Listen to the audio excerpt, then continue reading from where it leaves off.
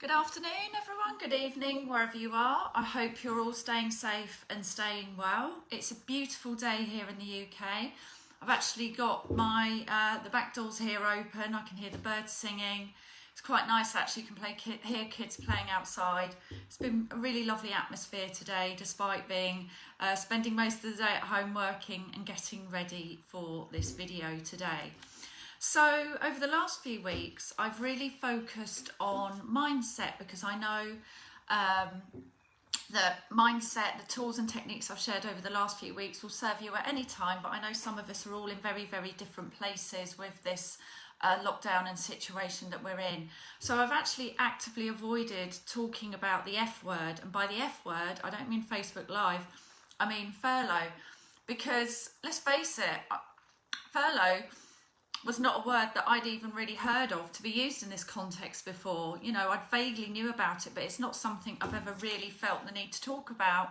And I've just been very, very aware that for many of us, with furloughed, with our jobs being furloughed, or perhaps with the virus situation in general, we're all in such different places. So I've been very mindful about what I've been sharing about this, but I do want to cover it today.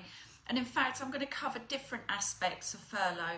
Now, even though it is about the F word, the tips and tools that I'm going to give you will actually serve you during your career at any point. So it's not just for this point. So, you know, go back and reflect on them. I'm going to talk about the ups and the downs of furlough today.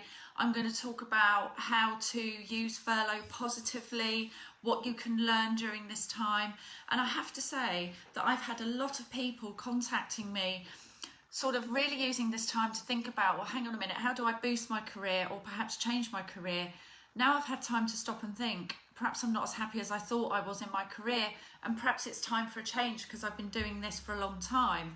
So I really, really respect that all of us are in a very unique, individual and different situation with the pandemic and with furlough, and I want you to know that I really honour and respect that, and I really understand, because, you know, I'm not a robot. I've been through it myself in terms of how emotions can shift as we go through this situation, in terms of, you know, that whole change curve of emotions such as, you know, fear, worry, acceptance, normalising. We're all going through this situation in different ways, really, and we've all got unique circumstances. So we're all under the same blanket of the pandemic, but we're all acting, behaving, experiencing things in many, many different ways.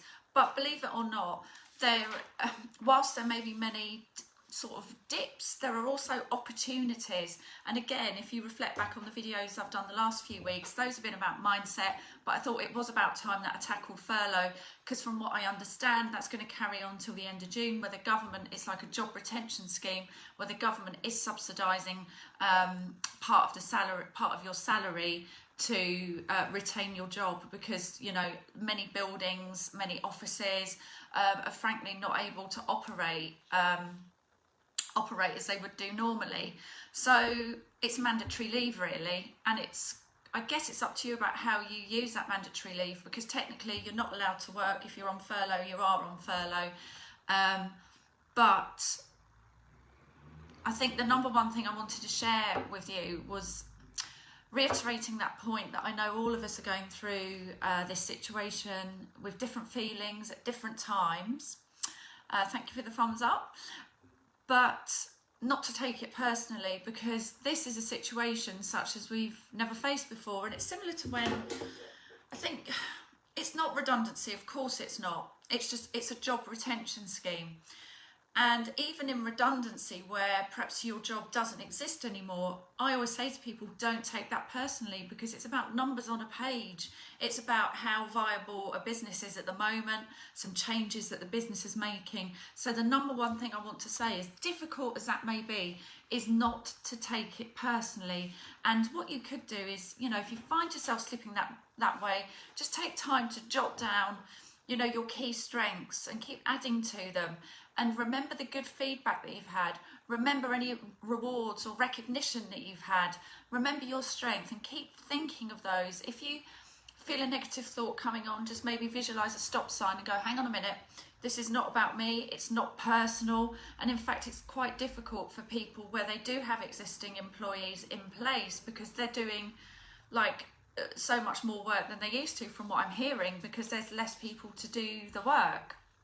But I am aware that some of us will have a different reaction to it. So I've briefly touched on what some of the downs can be. So let's get the downs out of the way first, and then let's focus on the ups, because it's a nice day, right? So the downs can be that wish-wash of emotions, the uncertainty. And to put it in context, as I've mentioned before in some of my videos, as human beings, we're geared towards certainty. We love to know what's going to happen, when it's going to happen. We are very much designed in that way. And we have a negative, a strong aversion to, we have a negativity bias. So that means that we actually sometimes seek the negative before the positive. It's just the way that we're wired, but we can overcome that, as I mentioned already. You know, write down your strengths, think about all the good feedback you had, think about all the good times that you've had at work, and think about returning to those as and when things get back on stream again. Some of the other things that people have spoken to me about is being really confused in their career, and I'm going to do a video on that as well, in terms of, I'm doing one every Friday at 6 o'clock about furlough, but also, you know, what I want to do is really focus on what you can do productively with this time, you know. And for a lot of people, it's a really good time to not dwell on how much they hate their role, but maybe take steps towards improving it. So some other things that I've heard people going through, some people feel guilty. I know a lot of people that are in a sales environment often feel guilty that they're not really doing anything, or they feel guilty because they work in a certain sector and feel that they could be supporting that sector. Well, perhaps that's an opportunity for you to volunteer and do some volunteer work, which I think you're allowed to do when you're furloughed. So the opportunity to volunteer and feel like you're giving something back may be a really good way to override if you are feeling any of that guilty feeling of, you know, I don't really feel like I'm doing anything, but I'm receiving income. I know that boredom has set in. I mean, I can't tell you, even within my own family, how many sheds have been painted. You know, I think everyone's painting their shed, but once you've finished painting the shed and finished your DIY, then, you know, sometimes it's about finding things that you can do productively with this time. So sometimes people feel a little bit guilty. And again, some people feel trapped with their family. I'm hearing all sorts of stories of tensions arising, and after I've gone through these downs, I'll focus then on the ups. Some people feel trapped with their family, and because they're at home all the time. Now, this could be if you're working at home as well, to be honest, and not having the break that work gives you, or the freedom that work can give you. You know, it puts us under a lot of pressure with our relationships. And don't feel guilty about that. It's normal. We're not designed as human beings to be cooped up around each other on an indefinite basis. We are designed to interact with other people and in our community. So don't beat yourself up if you are having sort of negative thoughts or disturbing thoughts, or you are feeling trapped. And again, I'll come on to some solutions that, if you haven't already thought of them, might help you in this situation. For a lot of people, the social aspect of work is a really, really big thing. You know, with colleagues, perhaps you used to go to the pub, or, you know, you were having virtual pubs on Zoom or Skype before the business you were put into furlough. So for some people, there is that social aspect that people miss as well with your colleagues. Sometimes self-doubt can creep in. You know, why was I furloughed and why wasn't that person? You know, perhaps, you know, a bit of grief, a bit of sadness, you know, particularly if you feel you've been doing a really good role. And again, what I would say to you, please don't take this time personally. Please don't take it personally. There's a lot of things going on. There's a lot of wheels turning and schemes coming into place. I mean, again, the government today has just announced a major sort of package to help people with meals and things like that.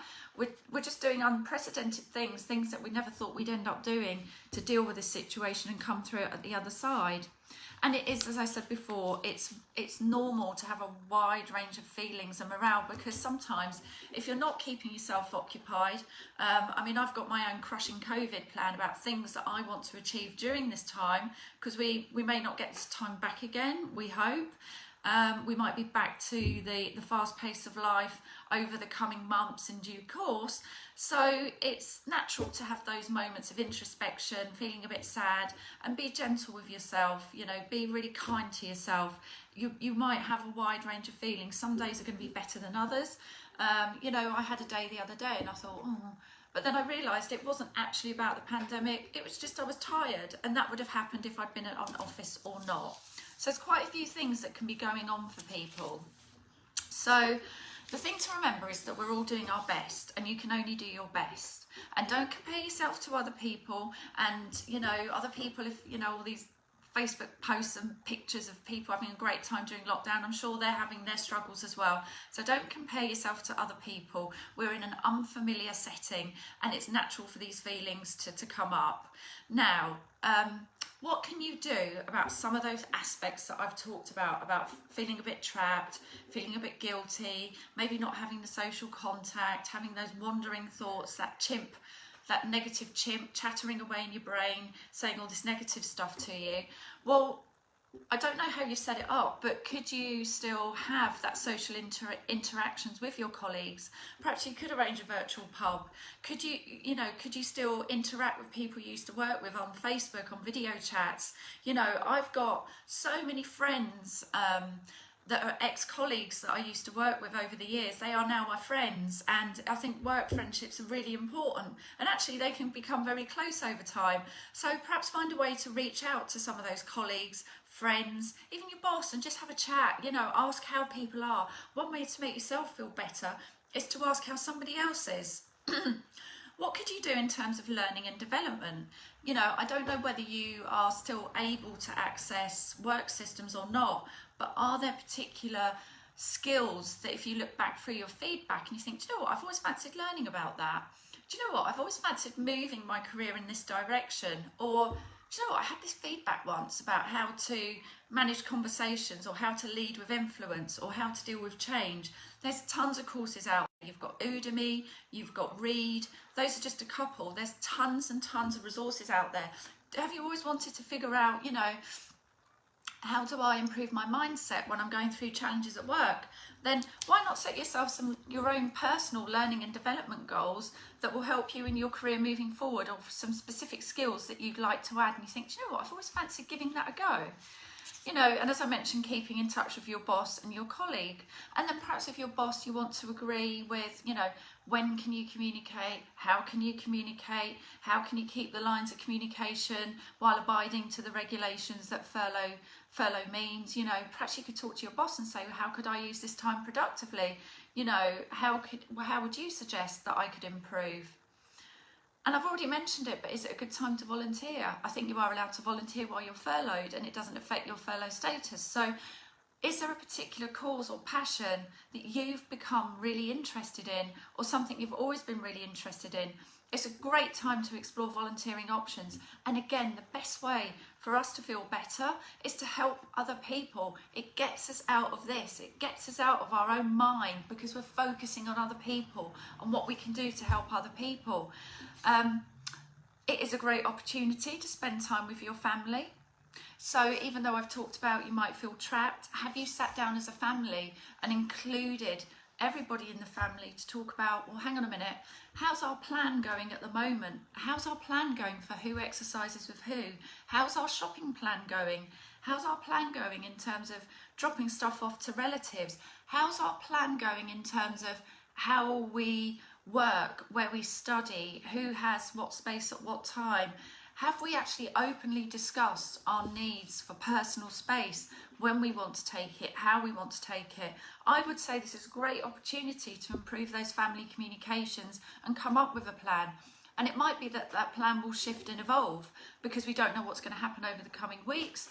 But, you know, as you get used to something and it normalises, perhaps it's time to look at it as a family or a couple together and think, okay, right, what's working, what's not working? How can we come to a win-win situation? If we have a difference of opinion about certain areas, how can I listen to you, you listen to me, and we come up with a win-win situation?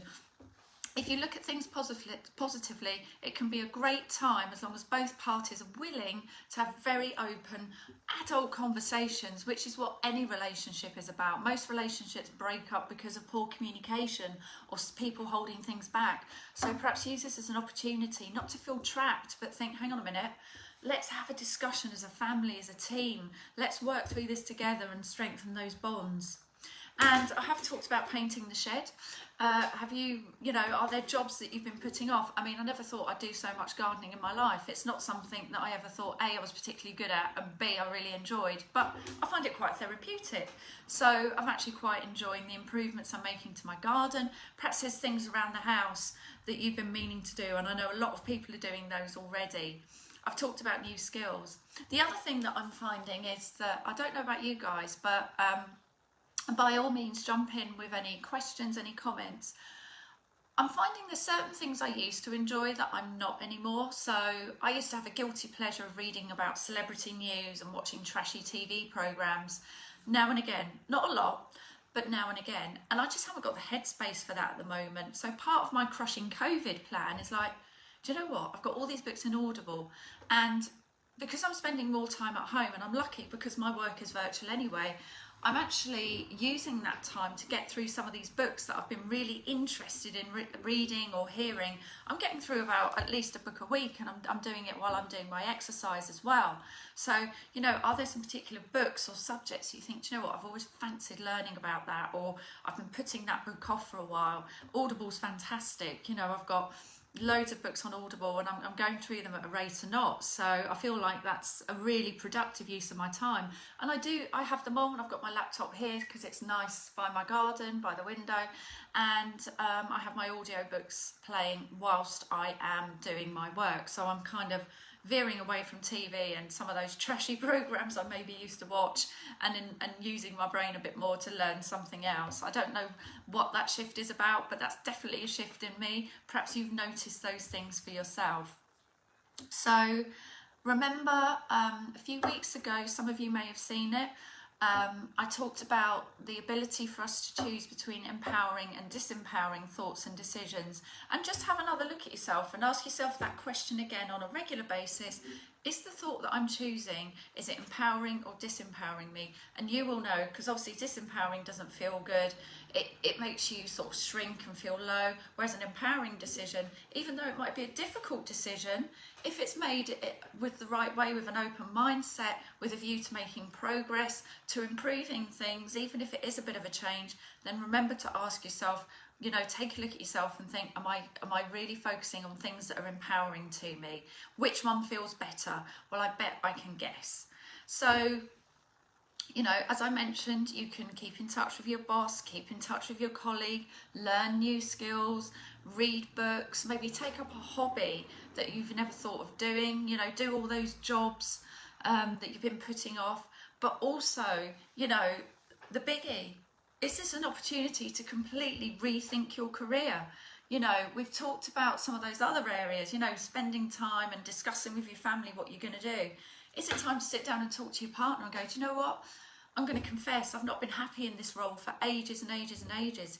Is it time to think about, what is it I really do want from my career? Do you know what? I've been doing this for a while. Maybe some thoughts are coming to you at random moments, or you're having some dreams, and dreams are really worth looking up, by the way. There's lots of really reputable websites. Sometimes our dreams, they are all about our subconscious floating up whilst we sleep, to sort of process what's happening for us during the day and what we're thinking about.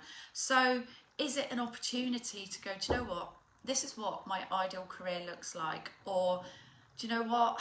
I've not been so happy in my current role. What are some of the conversations I want to have when I get back to work to demonstrate I'm still committed to my role, but I'd like it to move in a different way? So, have a think about all of that. And I've got tons and tons of tools on YouTube.